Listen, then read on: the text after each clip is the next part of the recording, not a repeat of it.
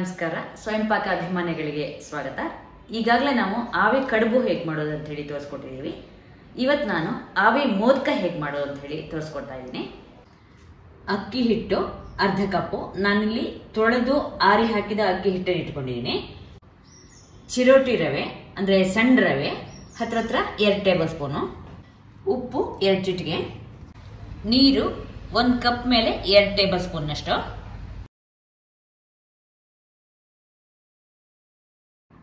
ಬೆಲ್ಲ ಹತ್ರ 3 table spoon. ಬೆಲ್ಲದ ಸಿಹಿ ನೋಡಿ ನೀವು ಇಟ್ಕೊಳ್ಳಿ. ಜೇನಿ ಬೆಲ್ಲ ಆದ್ರಿಂದ ನಾನು 3 ಟೇಬಲ್ ಸ್ಪೂನ್ ಇಟ್ಟಿದ್ದೀನಿ. ಏಲಕ್ಕಿ ಪುಡಿ ಸ್ವಲ್ಪ, ತಾಜಾ ತೆಂಗಿನಕಾಯಿ ತುರಿ 3/4 ಕಪ್ಪು,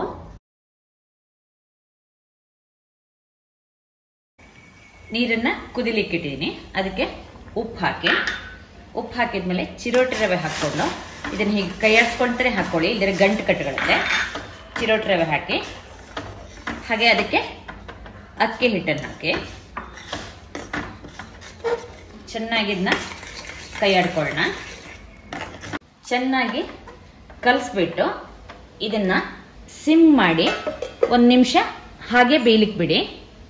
ಸಣ್ಣ ಊರಿನಲ್ಲಿ 1.5 ನಿಮಿಷ ಬೇಯಲಿಕ್ಕೆ ಇಟ್ಟಿದ್ದೀನಿ. ಸ್ಟವ್ ಆಫ್ ಮಾಡಿ ಇದನ್ನ ಬೆಚ್ಚಗಾದ್ಮೇಲೆ ಹಿಟ್ಟನ್ನ ನಾದ್ಕೊಳ್ಳೋಣ. ಜೇನಿ ಬೆಲ್ಲ ಆದ್ರಿಂದ ನಾನು ಇದನ್ನೇನು ಸೋಸ್ಕೋತಾ ಇಲ್ಲ, ಇದರಲ್ಲಿ ಏನು ಕಲ್ಲು ಮರಳು ಏನು ಇಲ್ಲ, ಅದರಿಂದ ಹಾಗೆ ಹಾಕ್ತಾ ಇದ್ದೀನಿ. ಜೊತೆಗೆ ತೆಂಗಿನಕಾಯಿ ತುರಿ, ಇದನ್ನ ಬಿಸಿಗಿಡೋಣ. ಸ್ಟವ್ ಆನ್ ಮಾಡ್ಕೊಳ್ಳೋಣ. ಇದನ್ನ ಚೆನ್ನಾಗಿ ಕಲ್ಸ್ಕೊಳ್ಳೋಣ. ಜೇನಿ ಬೆಲ್ಲ ಹಾಕಿದ್ರಿಂದ ನಾನು ಇದಕ್ಕೆ ಮತ್ತೆ ನೀರು ಹಾಕಿಲ್ಲ. ನೀವು ಜೇನಿ ಬೆಲ್ಲ ಕರಗಬೇಕಾದ್ರಿಂದ ಇದನ್ನ ಚೆನ್ನಾಗಿ ಹೀಗೆ ಕೈ ಆಡ್ಲೇರಿ, ಇಲ್ಲಿದ್ರೆ ಕಾಯಿ ಹೊತ್ತು ಬಿಡುತ್ತೆ. ನನಗಿದನ್ನ 3-4 ನಿಮಿಷ ಕೈ ಆಡಿದ್ದೀನಿ ನೋಡಿ. ಇದು ನಿಮ್ಗೊಂಥರ ಸ್ವಲ್ಪ ಉಂಡೆ ಕಟ್ಟುವ ಹದಕ್ಕೆ ಬಂದಿದೆ. ಇದಕ್ಕೆ ಏಲಕ್ಕಿ ಪುಡಿ ಹಾಕಿ ಸ್ಟವ್ ಆಫ್ ಮಾಡಿ ಚೆನ್ನಾಗಿ ಒಮ್ಮೆ ಕಲ್ಸ್ಕೊಳ್ಳೋಣ. ಒಂದು ಪರಾತ ಅಥವಾ ಹೋಳಿಗೆ ಮಣೆ ಮೇಲಾದ್ರೂ ಆಗುತ್ತೆ, ಅದಕ್ಕೆ ಸ್ವಲ್ಪ ನೀವು ಜಿಡ್ಡು ಒರೆಸ್ಕೊಂಡು ಹಿಟ್ಟು ಸ್ವಲ್ಪ ಬೆಚ್ಚಗಾದ್ಮೇಲೆ ಸ್ವಲ್ಪ ಹಿಟ್ಟು ತಗೊಳ್ಳೋಣ. ಚೆನ್ನಾಗಿ ಹಿಟ್ಟನ್ನ ನಾದ್ಕೊಳ್ಳೋಣ. ಮಧ್ಯ ನೀವು ಸ್ವಲ್ಪ ಕೈಗೆ ಎಣ್ಣೆ ಮುಟ್ಟಿಸ್ಕೊಂತ ಚೆನ್ನಾಗಿ ನಾದ್ಕೊಳ್ಳಿ. ಅಷ್ಟು ಹಿಟ್ಟನ್ನು ನಾನೀಗ ಚೆನ್ನಾಗಿ ನಾದ್ಕೊಂಡಿದ್ದೀನಿ. ಕೈಗೆ ಸ್ವಲ್ಪ ಎಣ್ಣೆ ಮುಟ್ಟಿಸ್ಕೊಂಡು ಇದನ್ನ ಸಣ್ಣ ಸಣ್ಣ ಉಂಡೆಗಳಾಗಿ ಮಾಡ್ಕೊಳ್ಳೋಣ.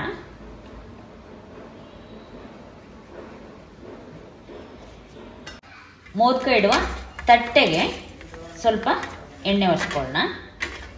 ಕೈಗೆ ಸ್ವಲ್ಪ ಎಣ್ಣೆ ಮುಟ್ಟಿಸ್ಕೊಂಡು ಒಂದು ಉಂಡೆ ತಗೊಂಡು ಇದನ್ನ ಹೀಗೆ ಈ ತರ ಹೀಗೆ ಸುತ್ತ ಒತ್ತುತ್ತಾ ಬನ್ನಿ. ಬಟ್ಲು ತರ ಬರುತ್ತೆ.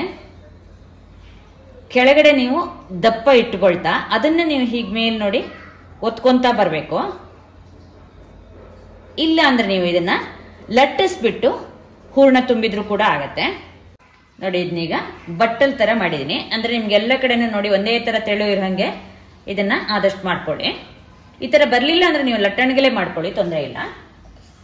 ಇದಕ್ಕೆ ಸ್ವಲ್ಪ ಹೂರ್ಣನ ತುಂಬಿಬಿಟ್ಟು ಇದನ್ನ ಮೋದಕದ ತರ ಹೀಗೆ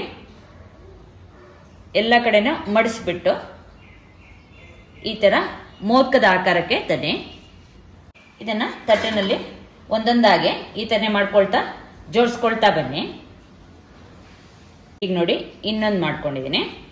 ಅದಕ್ಕೆ ಹೂರ್ಣ ತುಂಬಿ ಅದನ್ನ ನೋಡಿ ಸುತ್ತ ಹೀಗೆ ಮುದ್ದೆ ತರ ಮಾಡಿಬಿಟ್ರೆ ನೋಡಿ ನಿಮ್ಗೆ ಇದೀಗ ಮೋದಕದ ಆಕಾರಕ್ಕೆ ಬರುತ್ತೆ. ಚೆನ್ನಾಗಿ ಹೀಗೆ ಒತ್ತಿಬಿಡಿ. ಇದೇ ತರ ನೀವು ಉಳಿದಿದ್ದನ್ನು ಮಾಡ್ಕೊಳ್ಳಿ. ನೀವು ಒತ್ತಬೇಕಾದ್ರೆ ಯಾವಾಗ್ಲೂ ಹೀಗೆ ಫಸ್ಟ್ ಒಂದ್ಸಲ ಈ ತರ ಹೀಗೆ ಮಾಡ್ಕೊಂಡು ಕೆಳಗಡೆ ನೀವು ದಪ್ಪ ಬಿಟ್ಕೊಂಡು ಕೆಳಗಡೆಯಿಂದ ನೀವು ಹೀಗೆ ಒತ್ಕೋತಾ ಬರ್ಬೇಕಿದ್ದ, ಅವಾಗ ನಿಮ್ಗೆ ಅದು ಬಟ್ಟಲ್ನ ಆಕಾರಕ್ಕೆ ಬರುತ್ತೆ. ಒಂದ್ 2-3 ಮಾಡಕ್ಕಿದ್ದಂತೆನೆ ಒಂದು ಪಾತ್ರೆಗೆ ಅಥವಾ ನೀವು ಕುಕ್ಕರ್ ತಗೊಂಡ್ರು ಆಗುತ್ತೆ, ನೀರು ಹಾಕಿ ಒಂದು ರಿಂಗ್ ಇಟ್ಟು ಕುದಿಲಿಕ್ಕಿಡಿ. ಈಗ ನಾನು ಕೊನೆಯ ಹಾಳೆಯನ್ನು ಮಾಡಿಬಿಟ್ಟು ಮೋದಕನ ಮಾಡಿದ್ದೀನಿ. ಈ ಮೋದಕಗಳನ್ನ ಆದಷ್ಟು ಒಂದಕ್ಕೆ ಒಂದು ಅಂಟದಂತೆ ನೀವು ಬಿಡಿ ಬಿಡಿಯಾಗಿ ಇಟ್ಟುಕೊಳ್ಳಿ. ನೀರು ಚೆನ್ನಾಗಿ ಕುದಿಲಿಕ್ಕೆ ಪ್ರಾರಂಭ ಆದ್ಮೇಲೆ ತಟ್ಟೆನ ಒಳಗಿಟ್ಬಿಟ್ಟು ಮುಚ್ಚೆ ಮುಚ್ಚಿ ಇದನ್ನ 10-12 ನಿಮಿಷ ಬೇಯಿಸೋಣ. ಒಂದ್ಸಲ ನೋಡ್ಕೊಳ್ಳೋಣ ಬೆಂದಿದೆಯಾ ಇಲ್ಲೋ ಅಂತ. ಈಗ 12 ನಿಮಿಷ ಆಗಿದೆ, ಬೆಂದಿದೆಯಾ ನೋಡೋಣ. ನೋಡಿ ಮೋದಕಗಳೆಲ್ಲ ಹೊಳಿತಾ ಇದೆ, ಹಾಗೆ ಕೈ ಕೂಡ ಅಂಟ್ತಾ ಇಲ್ಲ, ಅಂದ್ರೆ ಬೆಂದಿದೆ ಅಂತ. ಸ್ಟವ್ ಆಫ್ ಮಾಡಿ ಮುಚ್ಚಿಡೋಣ. ಸ್ವಲ್ಪ ತಣ್ಣಗಾದ್ಮೇಲೆ ತೆಗೆಯೋಣ. ಇದು ಸ್ವಲ್ಪ ಬೆಚ್ಚಗಾದ್ಮೇಲೆ ನೀವು ಇದನ್ನ ಒಂದೊಂದನ್ನೇ ಬಿಡಿಸ್ಕೊಂಡು ತೆಕ್ಕೊಡಿ. ನೋಡಿ, ಒಂದು ಕೂಡ ಯಾವುದೇ ತರದ ಬಿರುಕು ಕೂಡ ಬಿಟ್ಟಿಲ್ಲ, ಚೆನ್ನಾಗಿ ಬಂದಿದ್ದಾವೆ. ಒಟ್ಟು 11 ಮೋದಕ ಆಗಿದೆ. ಗಣೇಶನ ನೈವೇದ್ಯಕ್ಕೆ 11 ಕೂಡ ಇಡೋ ಪದ್ಧತಿ ಇದೆ.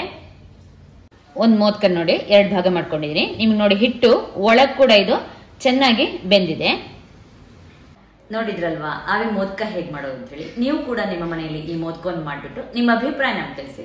ನಮಸ್ಕಾರ.